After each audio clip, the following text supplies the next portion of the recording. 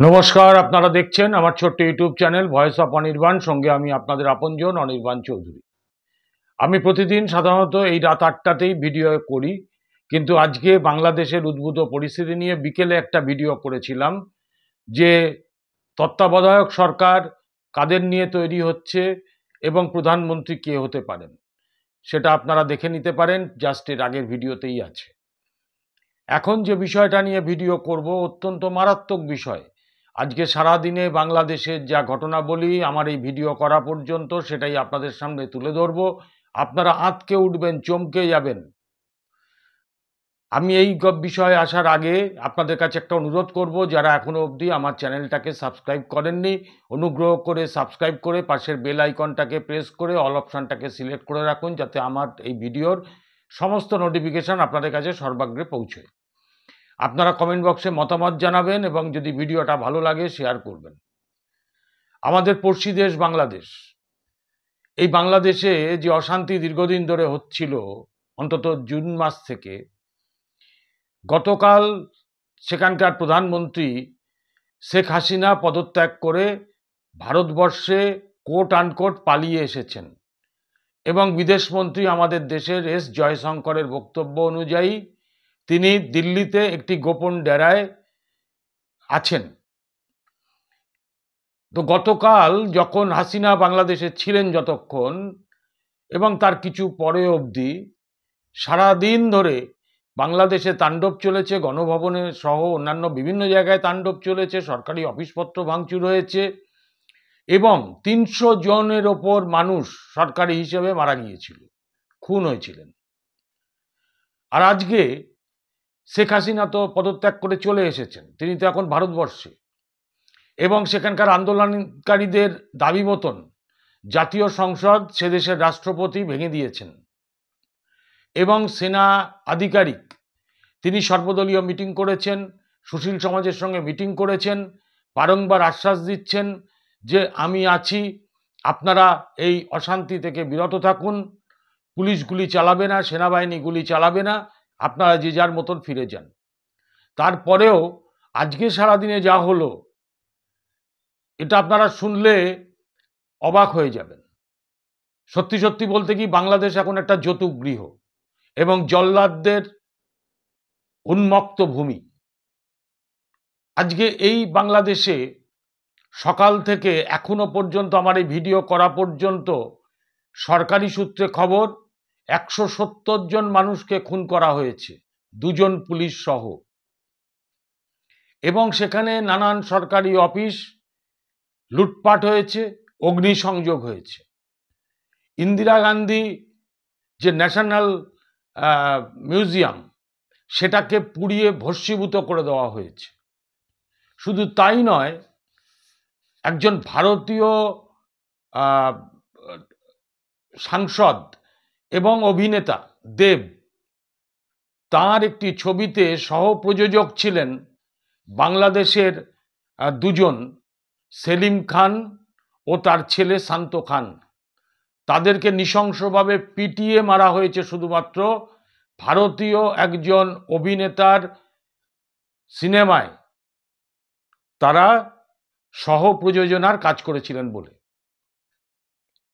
এবং আজকে ওই যে বললাম, বিভিন্ন সরকারি অফিসে দাউ দাউ করে আগুন জ্বলিয়ে দেওয়া হয়েছে, কালো ধোঁয়া কুণ্ডুলি পাকিয়ে উঠছে, ঐতিহাসিক সমস্ত স্থাপত্য ধ্বংস করে দেওয়া হচ্ছে একটার পর একটা। গতকাল মুজিবুর রহমান দিয়ে শুরু হয়েছে, আজকে সমস্ত স্থাপত্য একটার পর একটা ধ্বংস করা হচ্ছে।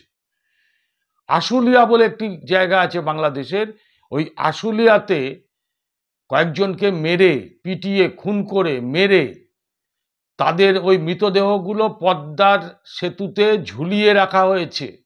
সেইটার ছবি সোশ্যাল মিডিয়ায় পোস্ট করা হয়েছে, আমি দেখাতে পারলাম না, আমার কাছে সেই ছবি এসেছে।